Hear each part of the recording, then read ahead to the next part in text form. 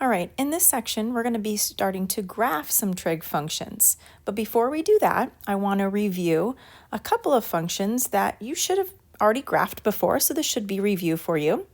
Look at number 1, y equals negative 1/2 x plus 3. Does that look familiar to you? And if I asked you to graph it, would you know what it looked like?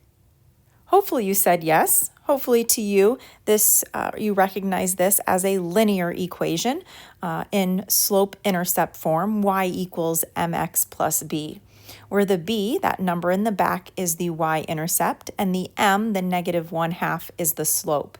As soon as you can recognize that this is a linear equation and it's in this slope-intercept form, you should be able to graph it.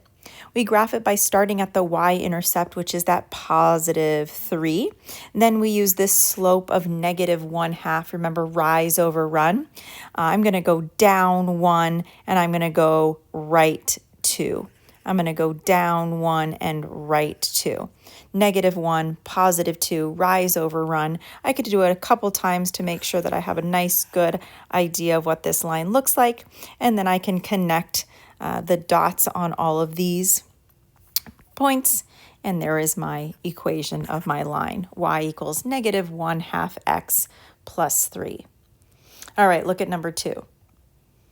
Number 2 has a little more going on. Number 2 is not a linear equation.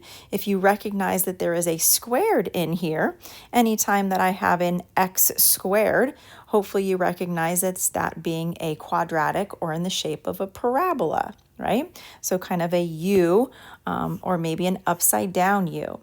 But this isn't just a y equals x squared graph. This has a couple of other pieces attached to it, which actually change and translate this parabola a little bit. If you remember, the negative 4 that's inside those parentheses actually translates that parabola right 4, opposite of what's inside.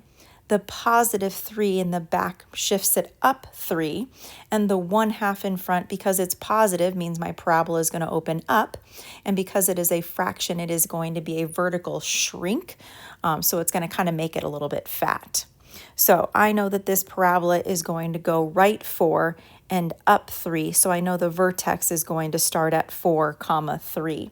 I can start there. I know it opens up, and I know it kind of goes fat, and I can kind of sketch the graph. If I wanted to be more exact, I can actually do a table of values, picking some x values, finding the y values, and then plotting a couple of points so I can actually see the exact parabola. It's going to be easiest, though, if I pick points that are divisible, x values that are divisible by 2, because eventually once I do this, I'm going to have to divide it by 2, right? Multiply it by 1/2. So the points that I picked were 0, 2, and 6. If I plug in a 0 for x, 0 minus 4 is negative 4. Negative 4 squared is 16. 16 times 1/2, or 16 divided by 2, is 8. 8 plus 3, 8, 9, 10, 11 would be my y value. So I know that I have a point at 0, 11, maybe somewhere way up here. If I do that with my 2, if x equals 2, 2 minus 4 is negative 2. Negative 2 squared is 4.